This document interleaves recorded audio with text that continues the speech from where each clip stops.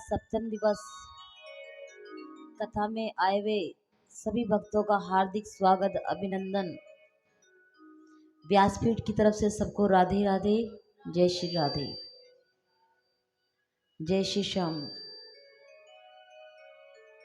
आज की कथा में प्रवेश करते हैं। उससे पूर्व कल कौन कौन सी कथाएं श्रवण करी थी, इस विषय में भगवत चर्चा करते हुए आगत बढ़ते हैं। कल कौन कौन सी कथाएं श्रवण करी थी? रुक्मणी विवाह हुआ था कल, रुक्मणी मंगल हुआ था, कंसवर्धन हुआ था कल, और दो ही कथा सुनाई थी हमने कल बस। बाकी हमारे भैया ने भजन सुनाए थे। कृष्ण जी की लीलाएं हुई थी। कौन कौन सी लीलाएं हुई थी? कल उद्धव संवाद भी हुआ था, रुक्मणी मंगल हुआ था, बता दिया। महारास हुआ था कल, उद्धव संवाद हुआ था कल, और गोपियों को समझाया था कल ठाकुर जी ने प्रेम के बारे में। ये महारास में ही आता है। और कल केशी नामक घोड़ा मारा गया था, कल पागल हाथी मारा गया था।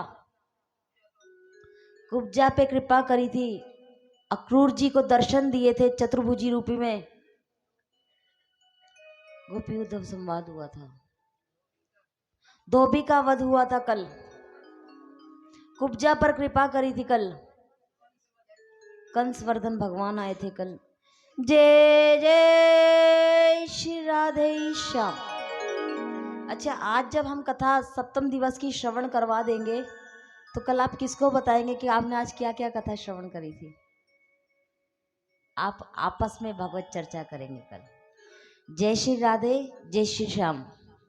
यहाँ सुखदेव मुनि महाराज से राजा परीक्षित कहते हैं कि प्रभु, आपने रुक्मणी मंगल की कथा बड़ी आनंदित सुनाई है। मैं तो भाव विभोर हो गया प्रभु की कथा सुन के कि प्रभु किस प्रकार रुक्मणी जी का हरण करके द्वारिका ले आए थे। प्रभु, अब ये बताइए कि भगवान का केवल एक विवाह हुआ था क्या? कहते नहीं, भगवान के 16,108 विवाह हुए हैं, जिसमें से एक विवाह हम आपको श्रवण करा चुके हैं। अब 16,107 विवाह में चलते हैं।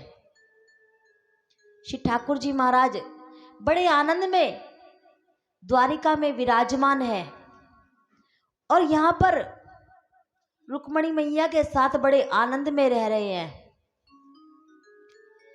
एक दिन श्री ठाकुर जी महाराज एक सभा में जाते हैं।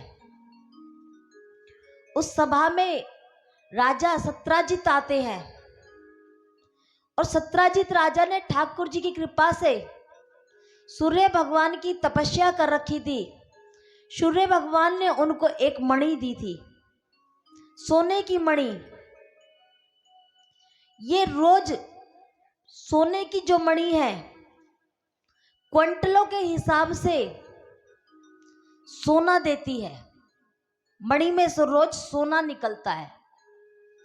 सत्राजित राजा किसी भी सभा में जाता तो उस सभा में उस मणि को पहन के जाता था। कोई मणि के बारे में पूछे ना पूछे, वो जानबूझकर अपनी मणि को दिखाया करता था। कभी मणि को वस्त्रों के अंदर डालता, कभी मणि को वस्त्रों से बाहर निकालता, कभी किसी बहाने से कभी किसी बहाने से वो मणि का दिखावा करता था। एक दिन वो किसी सभा में गया, और वहां पर श्री ठाकुर जी महाराज भी पधारे थे। सभा में सबने मणि की बड़ी प्रशंसा करी। श्री ठाकुर जी महाराज ने मणि की प्रशंसा नहीं करी। श्री ठाकुर जी महाराज ने सत्राजित राजा से कहा कि आप ये मणि हमें दे दीजिए। ये जो रोज सोना निकालती है मणि, इससे प्रजा का पालन होगा। सत्राजित राजा ने मना कर दिया। यह सभा समाप्त होती है। राजा सत्राजित अपने घर चला जाता है और श्री ठाकुर जी महाराज अपने यहाँ द्वारिका वापस आ जाते हैं। अब ये जो सत्राजित राजा है, इसका भाई एक दिन शिकार खेलने जाता है। शिकार खेलने जाते समय वो मणि पहनकर चला जाता है। श्री ठाकुर जी महाराज को पता भी नहीं है इस बारे में कि वो मणि खो जाती है। सत्राजित राजा का भाई पहन कर गया है और वो मणि सत्राजित के महल में मिल नहीं रही है। श्री ठाकुर जी महाराज को इस बारे में पता भी नहीं कि सत्राजित अगली किसी सभा में गया।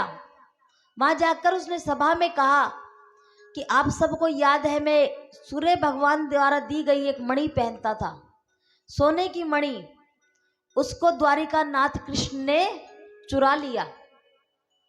बात करते करते श्री ठाकुर जी महाराज के पास आती है और जब उनको पता चला कि चोरी का नाम लग रहा है, क्या कहता है सत्राजित राजा कि ये तो गवाला बचपन से ही चोर है, आज इसने मेरी मणि चुरा ली। ठाकुर जी महाराज को जैसे ही पता चला तो सत्राजित के महल में चले गए कि जब हमने चोरी करी, चोरी करके हमारा नाम लगा तब तक तो ठीक था, पर आज चोरी हमने करी नहीं, फिर भी हमारा नाम आ रहा है। तो सत्राजित से बात करने गए हैं श्री ठाकुर जी महाराज।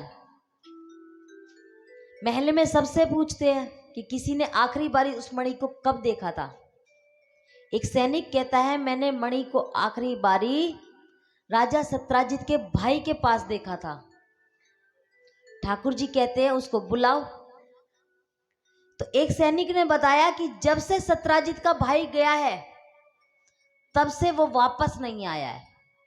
जब से महाराज का भाई गया है तब से वो वापस नहीं आया, शिकार खेलने गया था। ठाकुर जी कहते हैं जिस स्थान पर, जिस वन में वो शिकार खेलने गया था, हमें वहां लेके चलो। राजा के भाई को ढूंढने श्री ठाकुर जी महाराज जाते हैं। देखते हैं बहुत बड़ा घना जंगल है। ठाकुर जी अपने सैनिकों को जंगल के बाहर रोक देते हैं कि यहां से आगे का मार्ग हम अकेले तय करेंगे, अकेले ही हम मणि को ढूंढ के लाएंगे। तो देखते हैं राजा के भाई के चल के जाने के चरण चिन्ह हैं। श्री ठाकुर जी महाराज चरण चिन्हों के पीछे जाते हैं। देखते हैं कि आगे जाकर शेर के चरण चिन्ह है, शेर के पंजों के निशान है। जैसे ही देखा शेर के पंजों के निशान है, पर यहां से सत्राजित के भाई के चरण चिन्ह के निशान समाप्त हो जाते हैं। ठाकुर जी समझ गए कि महाराज के भाई का और शेर का युद्ध हुआ है, जिसमें महाराज का भाई मारा गया। आगे जाकर देखते हैं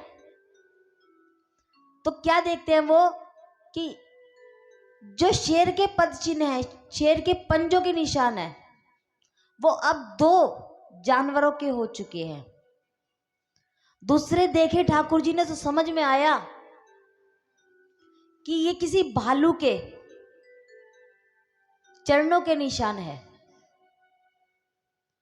तब ठाकुर जी महाराज उस भालू के चरणों के निशान के पीछे पीछे जाते हैं और वो निशान एक गुफा में जाकर समाप्त हो रहे थे। ठाकुर जी उस गुफा के पास जाकर रुक जाते हैं, चारों तरफ दृष्टि डालते हैं तो देखते हैं कि उनके बच्चे, उस भालू के बच्चे, उस रिछ के बच्चे मणि से खेल रहे हैं। ठाकुर जी ने कहा कि ये मणि खेलने के लिए नहीं है, ये राजा सत्राजित की मणि है और जिसके कारण हम पे चोरी का नाम लगा है, ये मणि हमें वापस कर दो। तो ये जो भालू है इसका नाम है जामवंत। ये जामवंत जी कहते हैं कि ये मैंने अपने बच्चों को उपहार स्वरूप मणि दे दी है, अब मैं अपने बच्चों को रुलाऊंगा नहीं, मैं ये मणि नहीं दूंगा। ठाकुर जी समझाते हैं कि मुझ पे चोरी का लालछन लगा है, आप मुझे ये मणि वापस दे दीजिए। तब जामवंत जी कहते हैं अगर मणि लेनी है तो युद्ध कर लो। ठाकुर जी युद्ध करते हैं, कई दिन तक युद्ध चलता है।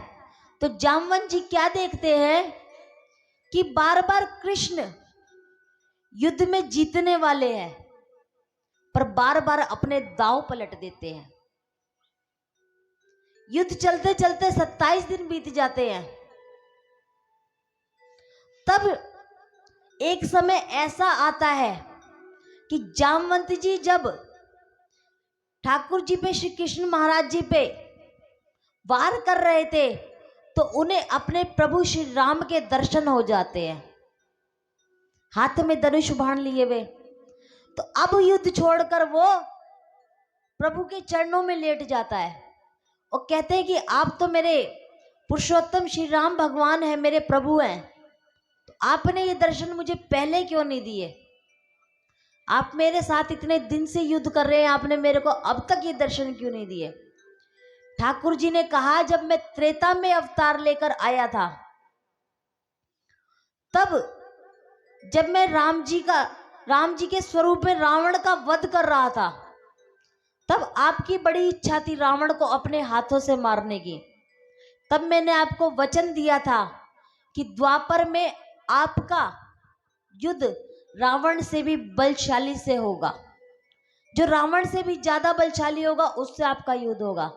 तो रावण से ज्यादा बलशाली प्रभु श्री राम थे, अब वो द्वापर में कृष्ण बनकर आए हैं, तो इसलिए जामवंत जी के साथ में युद्ध करते हैं। अब जामवंत जी से कहते हैं कि लाओ हम युद्ध में जीत गए, हमें मणि लौटा दो। जामवंत जी ने कहा कि मणि तो हम आपको ऐसे नहीं देंगे, मणि लेने के लिए आपको दहेज लेना पड़ेगा। ठाकुर जी ने कहा दहेज का मतलब समझते हो? कहते हाँ, कन्या के विवाह में दिया जाता है, आप मेरी पुत्री जामवंती जी के साथ विवाह कर लो। ठाकुर जी समझाते हैं हमारा विवाह हो गया। तो कहते हैं कि आपने त्रेता में ऐसी प्रतिज्ञा करी थी कि आप एक ही स्त्री के साथ विवाह करेंगे, लेकिन आपने द्वापर में ऐसी कोई प्रतिज्ञा नहीं करी है। अब आप हमारी कन्या के साथ विवाह कीजिए। या श्री ठाकुर जी महाराज जामवंती जी के साथ में विवाह करते हैं और जामवंती जी को जब प्रभु लेकर चले हैं, तब जामवंत जी ने बोला कि प्रभु मेरी पुत्री का सदैव ध्यान रखना, ये मत न सोचना कि एक जानवर की पुत्री है, ये कुरूप है, मेरी पुत्री का ध्यान रखना। ठाकुर जी ने कहा मैंने कुरूपता के बारे में तो कभी सोचा ही नहीं, सोचा होता तो मैंने वराह अवतार नहीं लिया होता, कुरूपता के बारे में सोचा होता तो मैंने मत्स्य अवतार ना लिया होता, कुरूपता के बारे में सोचा होता तो मैंने नरसिंह अवतार ना लिया होता। मैंने तो कभी कुरूपता के बारे में सोचा ही नहीं। यहां ठाकुर जी जामवंती जी के साथ विवाह करके चले। द्वारिका में पहुंचने से पहले ठाकुर जी जामवंती जी से कहते हैं मुझे एक जरूरी कार्य है, मैं वो कार्य संपन्न करता हूं। यहाँ पे सत्राजित के महल में जाते हैं और मणि लौटाते हैं और कहते हैं कि मणि मैंने नहीं, आपके भाई ने चुराई थी और अब उसका वध हो चुका है, वो मर चुका है, एक शेर ने उसको खा लिया है। या सत्राजित श्री ठाकुर जी महाराज के चरणों में लेट जाता है कि प्रभु मुझे क्षमा कर दीजिए, मैंने बचपन से ही आप पे चोरी का नाम लगते हुए सुना है, तो इसलिए मुझे लगा कि मणि आपने चुराई है। ठाकुर जी मणि देकर चले। तब सत्राजित कहता है कि मैं तब मानूंगा आपने मुझे क्षमा कर दिया, आप ये मणि अपने साथ ले जाओ, आप वैसे भी प्रजा के लिए मणि मांग रहे थे, आप ले जाओ। ठाकुर जी ने कहा नहीं, अब मुझे मणि की आवश्यकता नहीं है।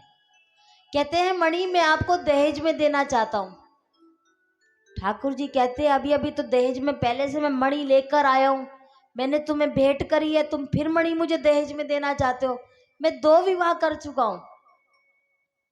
राजा सत्राजित कहता है, प्रभु जब 2 कर चुके हो तो तीसरा करने में क्या हर्ज है, 1 विवाह और कर लो। तब ठाकुर जी ने तीसरा विवाह सत्यभामा के साथ करा। पहला विवाह रुक्मणी जी के साथ हुआ है, दूसरा जामवंती जी के साथ हुआ है, तीसरा सत्यभामा के साथ हुआ है, चौथा कालिंदी के साथ हुआ है। कालिंदी जमुना जी हैंगी। एक बार कालिंदी प्रभु को अपना पति बनाने के लिए घूम रही थी। तब अर्जुन ने जाकर पूछा कि आप किसकी प्रतीक्षा कर रही हो? तब उन्होंने कहा कि मैं कृष्ण को अपना पति बनाना चाहती हूँ। अर्जुन ने यहाँ चौथा विवाह कालिंदी के साथ करवाया है, 5वां विवाह मित्रविंदा के साथ हुआ है, 6ठा विवाह सत्या के साथ में हुआ है, 7वां विवाह भद्रा के साथ हुआ है और 8वां विवाह ठाकुर जी का लक्ष्मणा के साथ हुआ है। श्री सुखदेव जी मुनि महाराज ने 8 विवाह सुनाए हैं राजा परीक्षित को। अब कहते हैं परीक्षित कि प्रभु आप मुझे सारे विवाह सुनाने लगे, तो ये तो समय आज 7वां दिवस है, मेरे जीवन का आज अंतिम दिवस है, मैं आगे की कथाएं कैसे श्रवण करूंगा? तब कहते हैं कि 16,100 विवाह ठाकुर जी ने एक साथ किए हैं। ठाकुर जी ने 8 विवाह कर लिए हैं। अब 16,100 विवाह श्री ठाकुर जी महाराज ने एक साथ किए हैं। वर्णन करते हैं श्री सुखदेव मुनि महाराज राजा परीक्षित को, हे राजन, एक भौमासुर नामक राक्षस था। उसने संकल्प लिया था कि मैं 20,000 कन्याओं के साथ में विवाह करके अमर होना चाहूंगा। तो ये हर नगर, हर राज्य की राजकन्याओं को चुराकर अपने महल में रखने लगा। जब 16,100 कन्याएं हो गई तो ये सोचता है 20,000 तो अब बहुत जल्दी हो जाएंगी। भौमासुर उन सब राजकन्याओं पे अत्याचार करने लगा। उन सभी राजकन्याओं ने श्री ठाकुर जी महाराज को याद किया, बुलाती है सभी की सभी, वो कहती है कि प्रभु आइए, हमारी रक्षा कीजिए, ये भौमासुर हम पर बड़े अत्याचार करता है, आइए प्रभु हम पे कृपा कीजिए और हम सब राजकन्याओं के प्राणों को बचाइए। हे द्वारिका नाथ, अगर आप हमारी रक्षा के लिए नहीं आए तो हम अपने प्राण दे देंगी। ठाकुर जी ने नारद जी को भेजा भौमासुर को समझाने के लिए। भौमासुर आता है, भौमासुर के पास नारद जी आते हैं और भौमासुर अपने महल से बाहर निकल कर आता है। भौमासुर के महल में किसी भी देवी देवताओं को अंदर जाना मना था। भौमासुर महल से बाहर निकल कर आता है और नारद जी से वार्ता करता है। नारद जी कहते हैं, द्वारिका नाथ ने कह के भेजा है कि इन 16,100 कन्याओं को छोड़ दो, नहीं तो तुम्हें अपने प्राण छोड़ने पड़ेंगे। भौमासुर ने कहा, अगर तुम्हारे द्वारिका नाथ इन कन्याओं को छुड़ाना चाहते हैं, राजकन्याओं को छुड़ाना चाहते हैं, तो इनसे कहो, अपने द्वारिका नाथ से कहो कि आए और हमारे साथ में युद्ध करके इन कन्याओं को छुड़ा कर ले जाए। श्री ठाकुर जी महाराज युद्ध करने के लिए आते हैं। तो इसमें भौमासुर ने मुर नामक एक दैत्य को महल के बाहर बिठा रखा है, क्योंकि महल के अंदर किसी देवी देवता का आना वर्जित था। ठाकुर जी ने मुर नामक दैत्य का उद्धार कर दिया, उसका गोविंदोय नमो नमः कर दिया। उसी दिन से ठाकुर जी का एक नाम पड़ा मुरारी। मूल नामक दैत्य को मारने के बाद श्री ठाकुर जी महाराज ने भौमासुर के साथ में युद्ध किया और उन सभी राजकन्याओं को ठाकुर जी ने छुड़ाया है। वो सभी राजकन्याएं आज ठाकुर जी का धन्यवाद कर रही हैं। तो ठाकुर जी ने सबसे कहा कि अपने नगर को वापस लौट जाओ। ये सब राजकन्याएं ठाकुर जी से कहती है, हे द्वारिकानाथ, आप कहते हो कि हम अपने नगर को वापस लौट जाएं। यूं तो हम गंगा जी के जितनी पवित्र हैं, पर हमारी प्रजा इस बात को मानेगी क्या कि भौमासुर ने अपनी परछाई भी हम पे नहीं डाली थी। हमारे पिताजी, हमारे भाई इस बात को कदाचित नहीं मानेंगे। श्री ठाकुर जी, हमें कोई स्वीकार नहीं करेगा, किसी राज्य का राजा हमसे विवाह नहीं करेगा।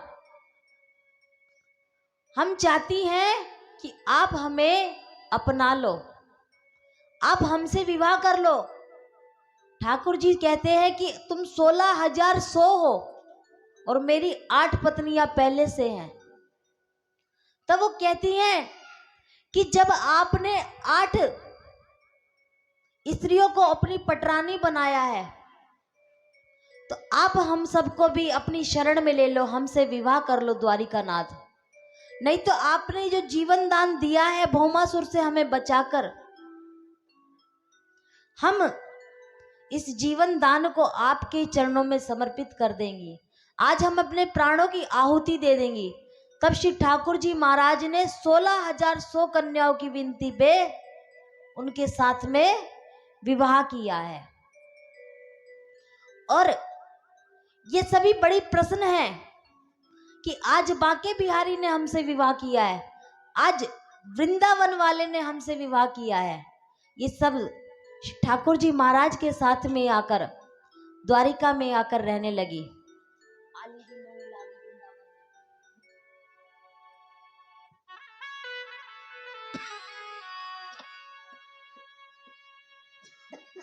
बोल वृंदावन बिहारी लाल की जय हो।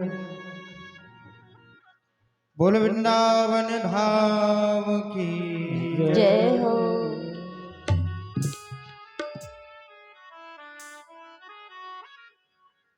कियाली रे मोहे लागे वृंदावन को, अली रे मोहे लागे वृंदावन को, अली रे मोहे लागे वृंदावन को, अली रे मोहे लागे वृंदावन को, अली रे मोहे लागे वृंदावन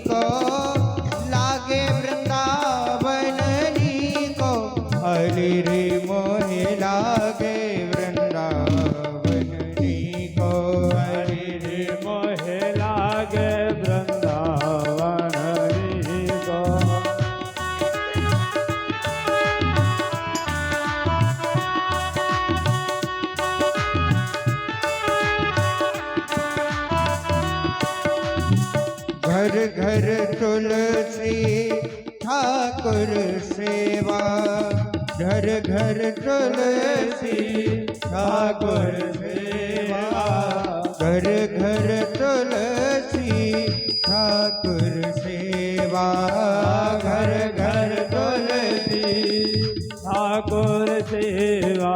हो दर्शन गोविंद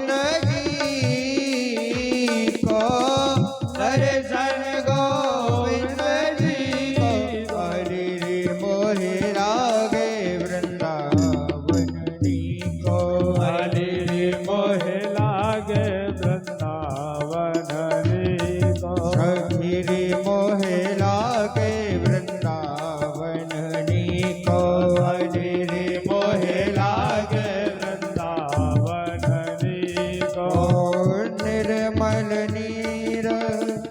बहत यमुना को निर्मल नीर, बहत यमुना को निर्मल नीर, बहत यमुना को निर्मल नीर, बहत यमुना को निर्मल नीर, बहत यमुना को निर्मल नीर, बहत यमुना को भोजन दूध दही को, भोजन दूध दही को, हरि रे मोहे लागे वृंदावन को, हरि रे मोहे लागे वृंदावन को, हरि रे मोहे लागे वृंदावन को।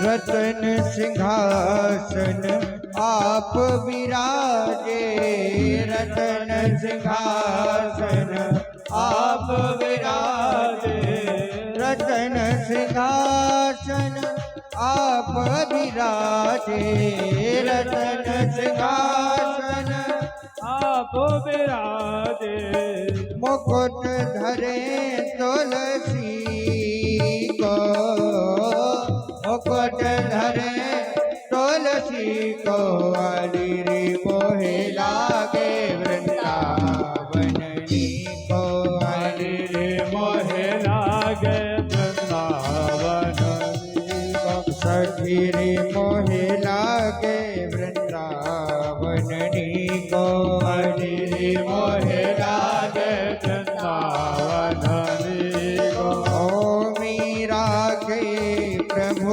गिरधर नागर, मीरा के प्रभु गिरधर नागर, मीरा के प्रभु गिरधर नागर, मीरा के प्रभु गिरधर नागर, भजन बिना नर फीको, भजन बिना नर फीको, हरि रे मोहे लागे वृंदावन को, हरि रे मोहे लागे वृंदावन को, लागे वृंदावन को, लागे वृंदावन को, लागे वृंदावन को, लागे वृंदावन को, हरि रे मोहे लागे वृंदावन को, हरि रे मोहे लागे वृंदावन को, हरि रे मोहे लागे वृंदावन को, हरि रे मोहे लागे वृंदावन को, हरि रे मोहे लागे वृंदावन को, हरि रे मोहे लागे वृंदावन, वृंदावन के वृक्ष को मरम न जाने को, डाल डाल और पात पात, श्री राधे राधे हो, हरि रे मोहे लागे वृंदावन को, हरि रे मोहे लागे वृंदावन को, हरि रे मोहे लागे वृंदावन को, हरि रे मोहे लागे वृंदावन को, वृंदावन सो वन नहीं, नंद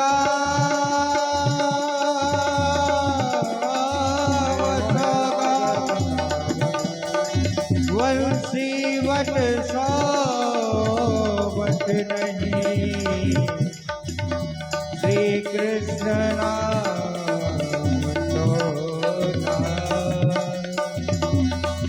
ओ श्री कृष्ण नाम सोना।